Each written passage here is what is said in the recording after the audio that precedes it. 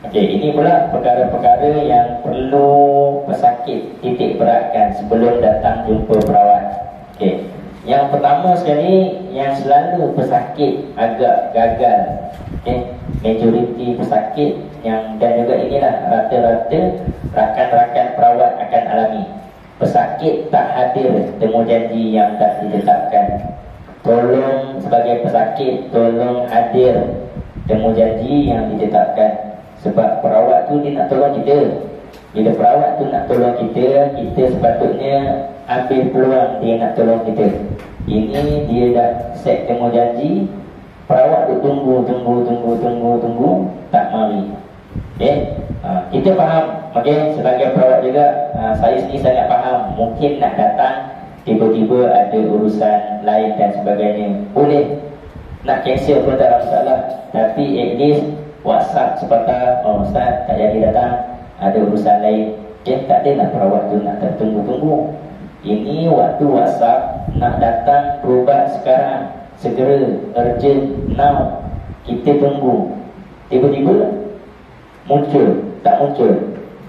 Yelah, kalau kita WhatsApp ke apa ke, bagi tahu je. Bagi tahu Ustaz tak jadi datang sebab ada masalah lain. InsyaAllah perawat faham je.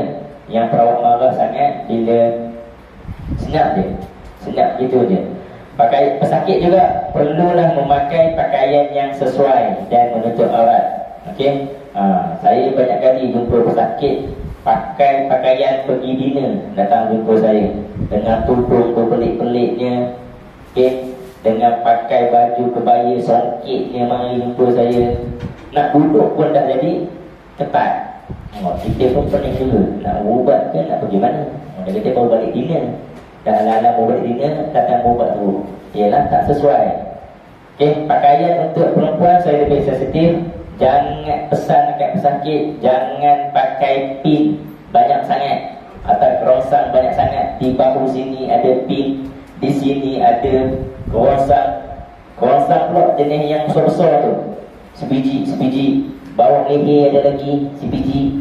Tepi sini ada jarum, atas sini ada jarum. Kita pegang pesakit pula, dia pula menggeliat macam-macam, tercucuk sana, tercucuk sini. So kita kena pesan pakai tudung-tudung yang simple-simple je, yang kurang jarum, kurang. Kalau saya tengok yang besar-besar sangat, saya minta tanggalkan dulu. Dan dia pakai tu sempurna. Ni ada yang pakai macam selendang tu, dia nak main belit-belit je. Belit sikit, kita picit sikit, terselak sikit dekat bahu dan sebagainya. Kan jadi nampak aurat dia dan sebagainya. Okay, so bab ni kena jaga. Okay, membawa teman atau pasangan ketika sesi rawatan, ini syarat wajib saya. Tak kira dia pesakit perempuan, dia pesakit lelaki, dua-dua wajib bawa teman. Kalau pesakit perempuan, lagilah wajib bawa teman. Pesakit lelaki pun nak datang berubat, bawa teman. Ada orang kata, Ustaz saya lelaki pun kena bawa teman juga. Lelaki pun banyak dah berlaku, raket ketemu raket.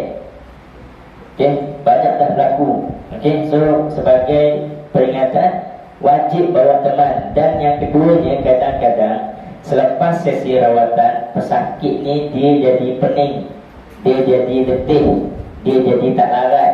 Mungkin dia tak boleh nak memandu dan sebagainya. So sebab tu pentingnya wajib bawa teman, supaya kalau dia pening ke, dia tak larat, letih ke, lesu ke, ada orang lain yang boleh nak driving dan sebagainya. Cuma kita mungkin tak mampu nak ceritakan awal-awal kenapa dan mengapa wajib bawa teman. Sebagai pesakit, ikut je lah. Kadang-kadang banyak juga pesakit yang ikut tanya, kenapa tak boleh datang seorang? Okay, saya biasa pergi mana-mana seorang je, saya tak ada orang nak ajak teman. Tak ada orang ke, macam mana ke, itu dia kena usahakan juga. Okay, ikhlaskan niat untuk mencari kesembuhan, tidak membanding beza antara perawat-perawat. Ini juga, okay, kena pesan kat pesakit. Kadang-kadang dia dah pernah buat rawatan dengan sahabat-sahabat kita yang lain, dan dia nak buat rawatan dengan kita pula. So kena pesan kat dia, taklah, janganlah nak bandingkan. Kaedah saya lain, kaedah dia lain.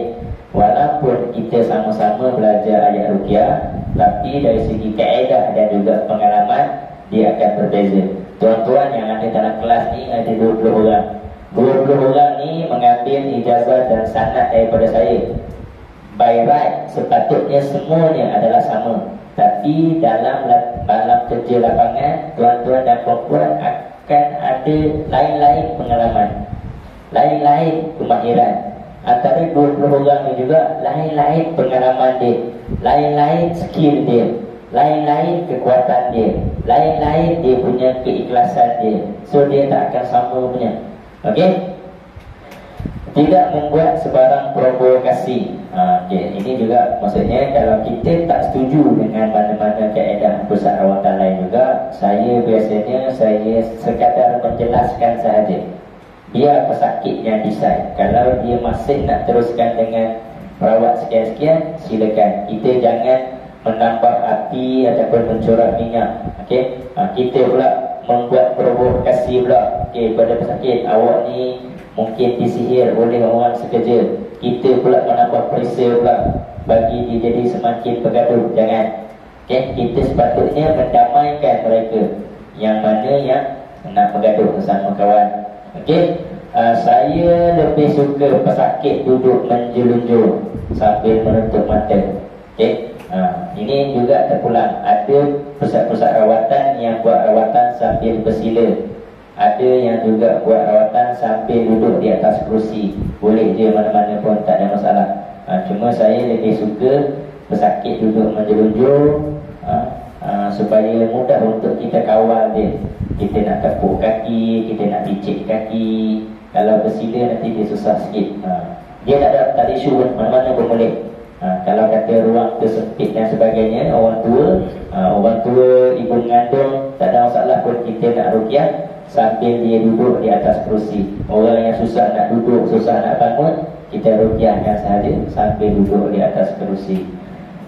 Tutup mata itu penting. Okay, tutup mata itu penting supaya pesakit betul-betul fokus dan mendengar apa yang dibacakan oleh perawat. Kalau pesakit buka mata, biasanya dia akan pandang merata, menilau. Nanti dia tak begitu fokus dengan apa yang dibaca. Okey, usaha pesan pada pesakit, dengar sahaja bacaan-bacaan. Okey, jangan ikut, jangan ulang, jangan zikir. Okey, kemudian kita kenalah menasihatkan kepada si pesakit untuk mengamalkan amalan-amalan benteng diri. Perawat hanya bantu rawat dan buang jin semasa sesi rawatan. So mungkin jin sudah keluar. Bila pesakit turun sahaja daripada pusat rawatan, jin tadi berkemungkinan akan masuk dan serang semula. So ini selebihnya adalah amalan-amalan pesakit sendiri. Kalaulah pesakit tu tak nak beramal, dia rawatlah macam mana pun memang susah nak sembuh. Okay? Amalan tu sendiri memang kena jaga. So kita kena bagi kepada pesakit apa zikir-zikir yang dia nak kena amalkan. Kita kena ajarkan kepada pesakit zikir-zikir, amalan-amalan untuk dia seharian dia. Okay? Zikir-zikir pagi dan sebagainya. Dan yang last sekali, kita kena bagi kat dia satu, kena pesan kat dia supaya dia sendiri ada satu perasaan yang positif, bersangka baik. Kadang-kadang ada pesakit yang dia buruk sangka. Okay? Malah dia asyik mengeluh, kenapa masih tak sembuh, sedangkan dah berubat merata, dah jumpa dengan ustaz-ustaz merata. Kenapa dia sahaja yang sakit, adik-adik dia yang lain tak sakit. Ini yang kadang-kadang kita kena memberi peringatan, memberi peringatan kepada pesakit. Okay.